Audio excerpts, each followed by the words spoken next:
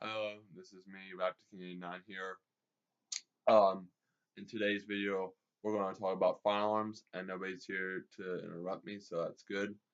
Um, Today about firearms, I guess what I really want to tell you, and hold on, I'm going to close the door here, is that some firearms are good for some rooms, and some firearms are good for little rooms, and some are good for little houses, and some are big for big houses, and some are good for big apartments.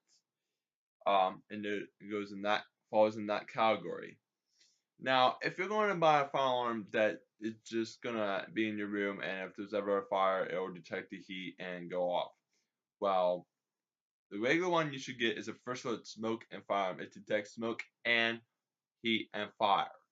You can get them about at Walmart for about probably $20, or how much do you ever have with you? I don't know. I only know I paid mine for $20. So if you want to go to Walmart and buy a $20 smoke and firearm that's a first alert, well, they're good. I've seen them. I had them, which I will not be showing in today's video, but I will say that a lot of firearms are good, but you want to make sure that when you're buying a firearm, you know what you're buying it from, what store you're buying it from, and that you're not buying a crappy one that's gonna someday fail on you. Like I had a General Electric that was a mechanical Hornet, sounded like this honk, and 2 days ago I tested it and it epic epically failed on me. So if you don't know what kind of firearm you want to go and buy, ask your local fire alarm dealer that you can hook up at First Alert, and they'll tell you what's a good fire alarm or smoke detector or what's out there that you may be able to buy with your money. Um, and there is a new smoke and fire alarm that's called a Nest Protect. Well, the smoke, smoke comes from a fire, so you can still call it a fire alarm instead of a smoke detector, but I call it smoke and fire alarm and carbon monoxide. So if you want to go to get a Nest Protect, smoke and carbon monoxide and fire alarm, you can go and buy them at Lowe's for $99. So that's $100. And they're pretty darn good. I had mine for a couple weeks and I tested it with spray. So if you guys ever want to do it, you can test it how many times you want with spray. I bet it clears itself out every time it tests itself. So, and they're really loud too, not to mention. But they're really good. They're really cool. They're geeky.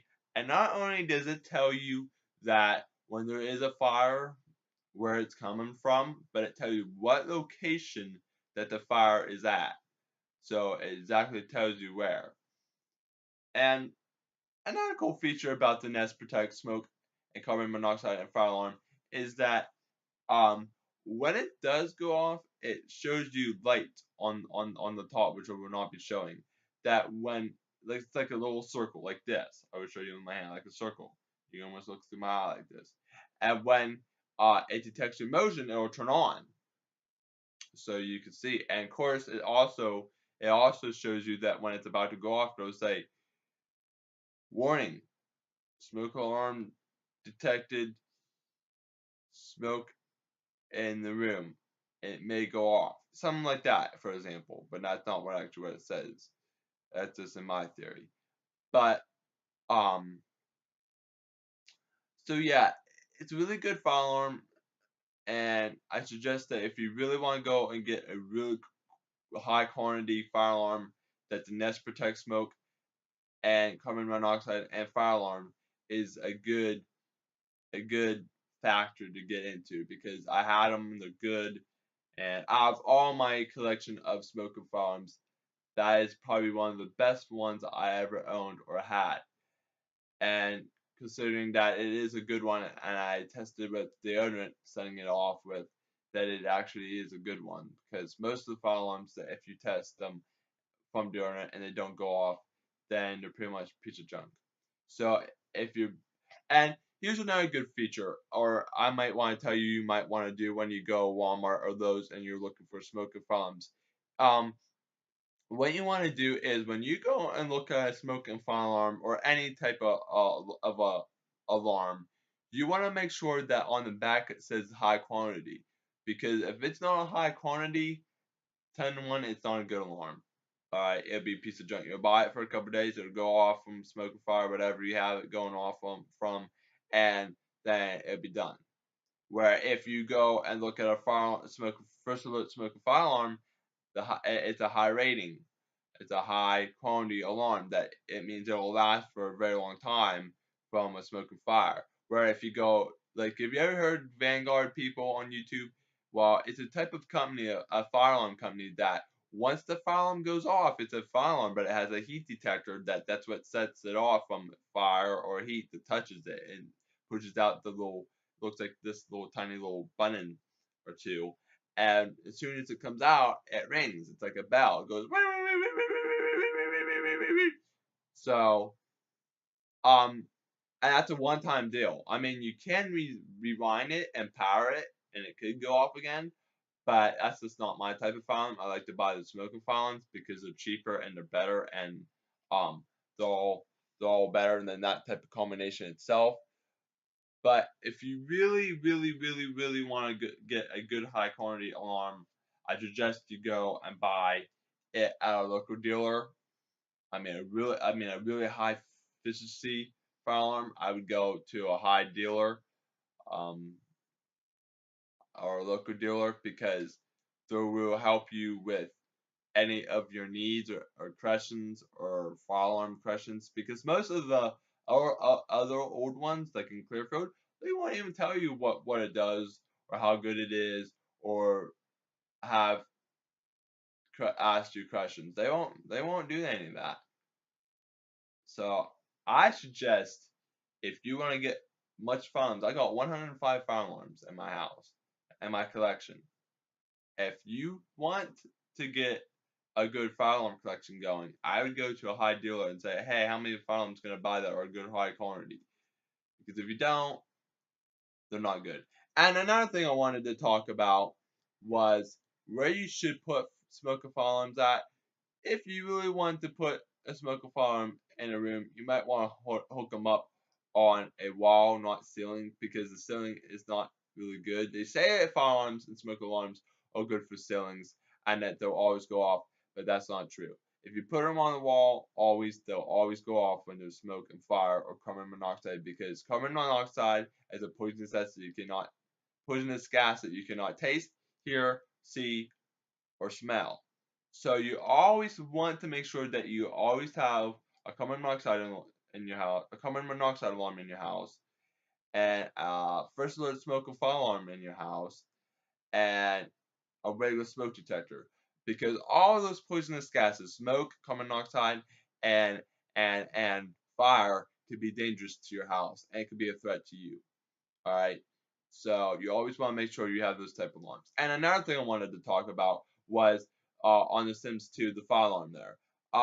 For Sony, I would suggest for the new fire alarm update that you make that actually real alarm for real people that want to buy them, and have it actually what it sounds like in the game and actual what it looks like. Because a long time ago, I had an old type of fire alarm like that, and it worked for a couple years for me testing it with fire and heat and smoke. And it just one day it just decided to break on me and it was done. I mean, I still have it, but it's somewhere that I think maybe in my older collection at my old house, but I'm not really sure. But so yeah, if you really want to get a good one, that's what I suggest you do, Sony and people on YouTube. And if you want to get a high quality fire alarm and whatnot, but I know I have a lot of them, and I am a landlord at my camp and my house, and I suggest that if you want a if you want to get a good farm, you get a good local dealer, because they will help you with your needs, and not only help you with your needs, but they'll ask you any question that you need to be answered, and will help you if you need a good fire alarm system in your house. Now, and here's another thing I'm just gonna say for all YouTubers, and then I'm gonna end here. Peace. Never scroll me and comment me. No rude comments. if you want to get a fire alarm system, you might want to put it in your room because most fires will start in a room because you know how most kids are nowadays and from their parents grounding you and peer pressure and all that jazz, making kids mad and angry. Most of the time they spend their time in the room.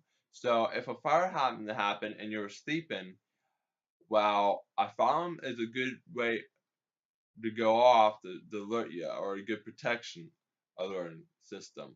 So most of them you could put them in your room. Most of them you have to put them out in the kitchen. But mostly a fire alarm system that has a fire alarm and a smoke detector hooked up to it, and then a panel and a pull station all together costs you about $500 if you really want to get a good system.